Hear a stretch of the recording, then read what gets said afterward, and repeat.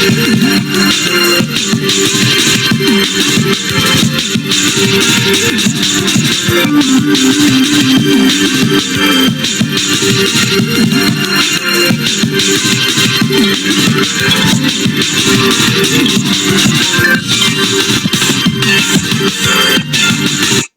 on, my friends, this is Rick, and this is your seat at the table. We are looking at Star Wars: The New Republic, Galaxy Guide number 8, for the Scouts. Now, this, as it says, the New Republic was taking place after the Return of the Jedi, after the second Death Star is blown up, and Palpatine and Darth Vader dies, and a number of at least a year or two passes, really, in reality, when the New Republic actually takes over, resumes control of the galaxy. Anyway, that's neither here nor there.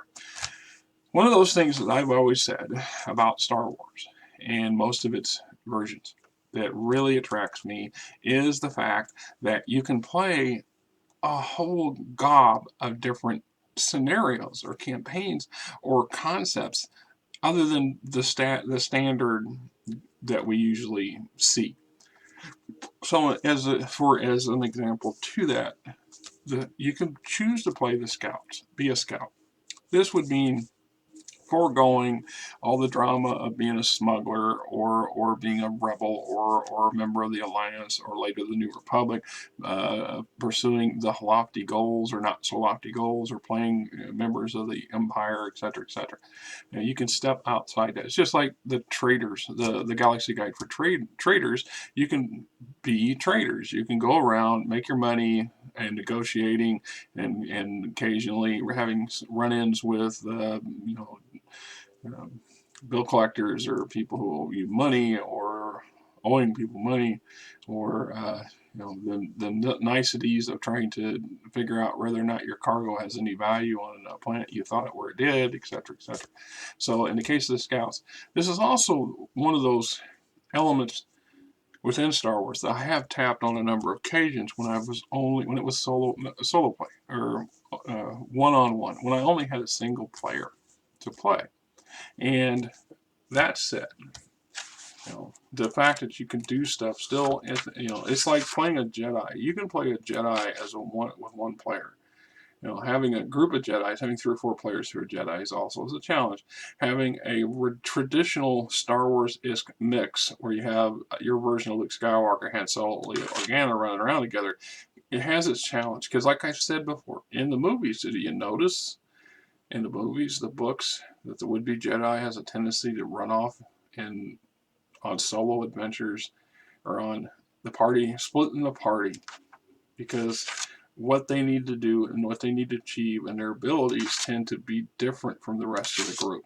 So, anyway, right? Galaxy Guide 8, The Scouts.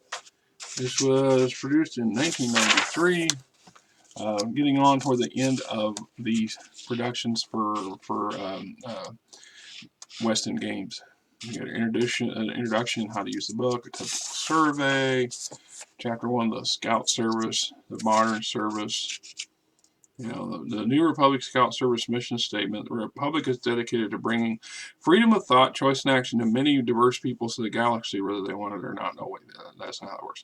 Just as diplomats represent the Republic to the known worlds, so will the New Republic Scout Services seek out lost and undiscovered worlds, presenting to the peoples of those planets the promise and hope of the Federation, of the Republic.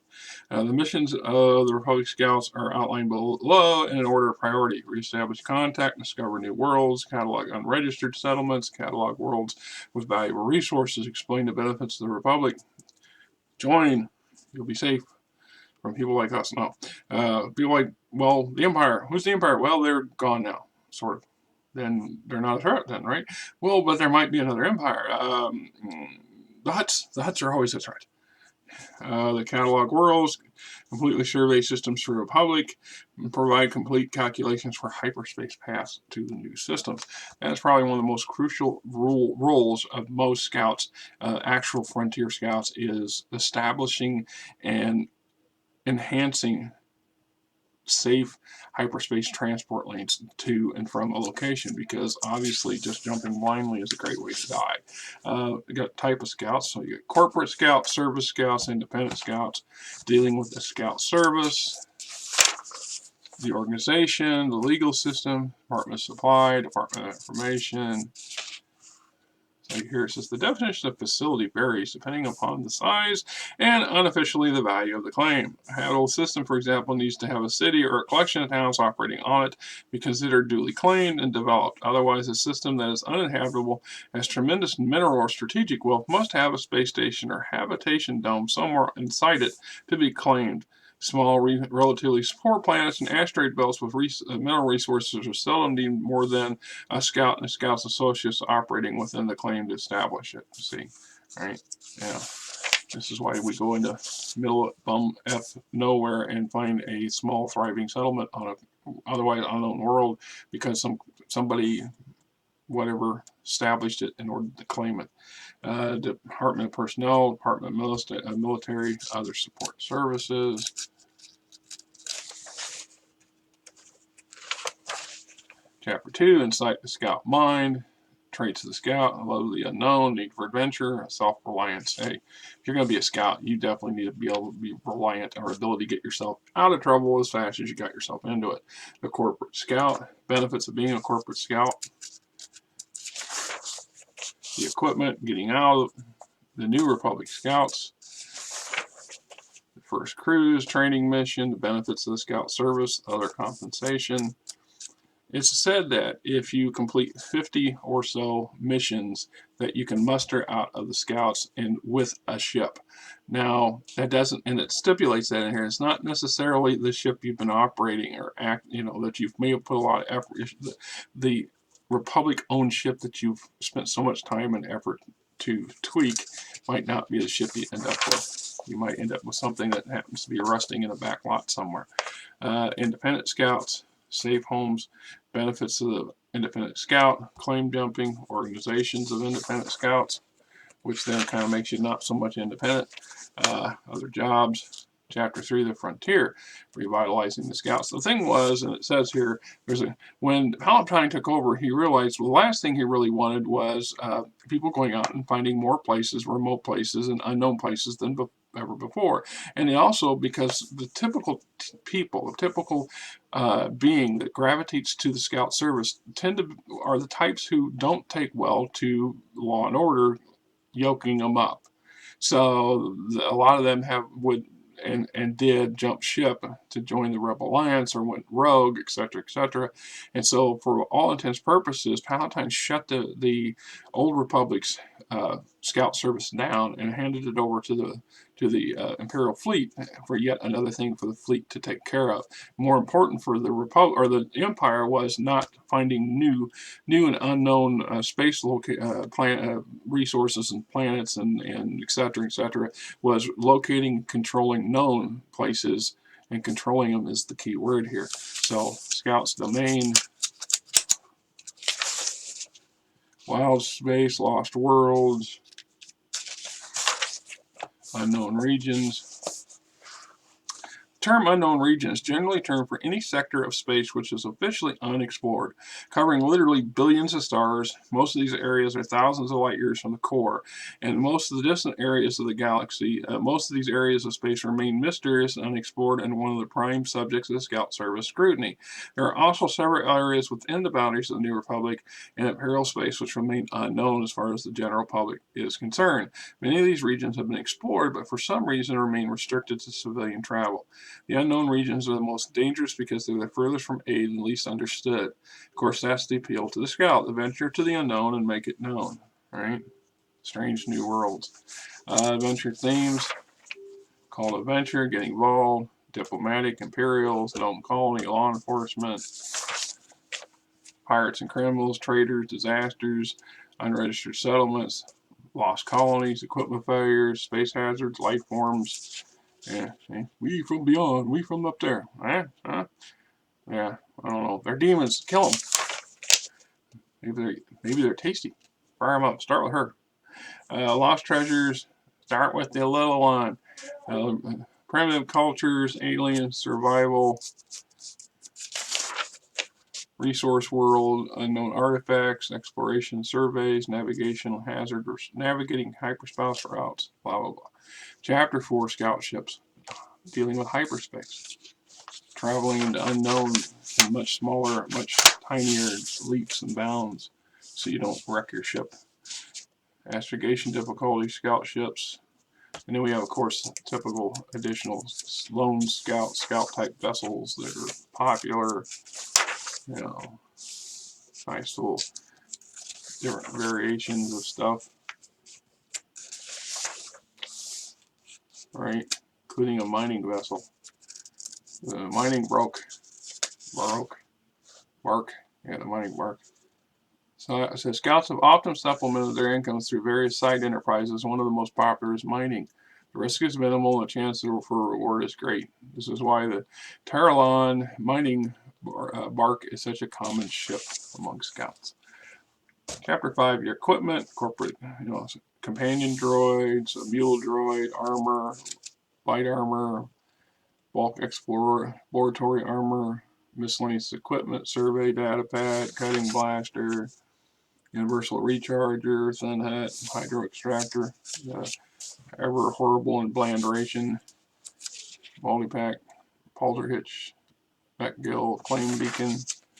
Chapter 6, scout bases, frontier posts, colony bases, military attachments. It says here, New Republic Scout Service maintains 2 headquarters. One is primarily political, the other is for normal operations. Both headquarters facilities have complete database records. Corp Host is official headquarters for the Scouts located on the New Republic capital world, Coruscant, of course. Corp Host is home to the main offices of the Nova Corps. Among the Scouts are individuals known for amazing feats of service, etc., etc.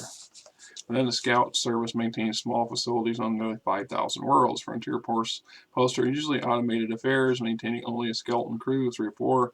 Frontier posts provide food, drink, lodging, equipment, ship repair, etc. as available. Because the more remote and the more backwater and the more skeletal the base is going to be, the less things you're going to get. In some cases, you might get there and discover the base is desperate for you to supply them because they haven't seen supply in a long time, etc., etc. Chapter 7, aliens, creatures, planetary features. The things that you might want to discover, avoid, get eaten by, catalog, capture, sample, etc. So, just a typical list of things and how to make them. Here's civilization technical development for, if you do find an alien race or a lost colony, potentially you could find a feudal human society or Stone Age human planet or any number of others, right? Because that's how things work. If you take in mind this age of the galactic, just the Star Wars galaxy, literally tens of thousands of years old. The possibilities that life forms have ebbed and flowed because of wars and conflicts and plagues and things like this. So exploration efforts and advancements from various locations around the galaxy, from various starfaring entities, have gone out and then they contracted back. People have gone out and settled places. Those places became lost, potentially cut off. They failed. In some cases, the technology would have reversed, or catastrophic situations might have reduced them to the Stone Age, literally. And then while they are still human or Twi'lek or Celestin or whatever, they could be a much more crude and primitive version thereof, and who has no knowledge whatsoever of everything going on in the galaxy at large, let alone how to start a good fire. So just keep that in mind. Creatures and critters and so on and so forth. Sensory abilities, weaknesses, appearance and attitudes, ecosystems. Lots of nice information here. This also served me on a number of occasions for ideas and stuff for creating planets, because there's some random variety stuff here that you can tap into if you really find yourself at your wit's end for some reason. Chapter 8 is doing the actual survey, mission orders, plotting the path, playing it out. What type of players do you game master for? Are your players more interested in finding new things about the Star Wars universe? Do your players have no idea what they want to do? Are your players more interested in finding out new things about Star Wars universe, etc.? If you got type of players who tend to want to play the traditional Star Wars, this is not going to appeal to them in the long run. You're going to put a lot of effort in trying to shoehorn them into something you want, and it's not going to pan out. On the other hand, sometimes you find players who, in the traditional sense of the Star Wars genre, in the traditional memes of Star Wars, they just don't fit that shell, and this potentially might be an option for them. If they're more of a Star Trek kind of player than Star Wars, this module, this source book is for you. I'm just saying. So, asteroids, comets, dwarf stars, gas giants, binary stars, starports, populations, exports, imports, etc., nebulas, novas. Chapter 10, the prize, a scout adventure. Now, we're not going to go through that. So, but right? Pictures worth more than me rambling. So, like I said, this is a good supplement to have, and it works not just in Star Wars, but any sci-fi venue would benefit from it. Also, if you have newer versions, and perhaps they don't include some of this information, because once again, crunchy and over informative is better than nothing, in my personal opinion. Of course, it's just my personal opinion, right? On a side note, because while I was looking at this, I got thinking.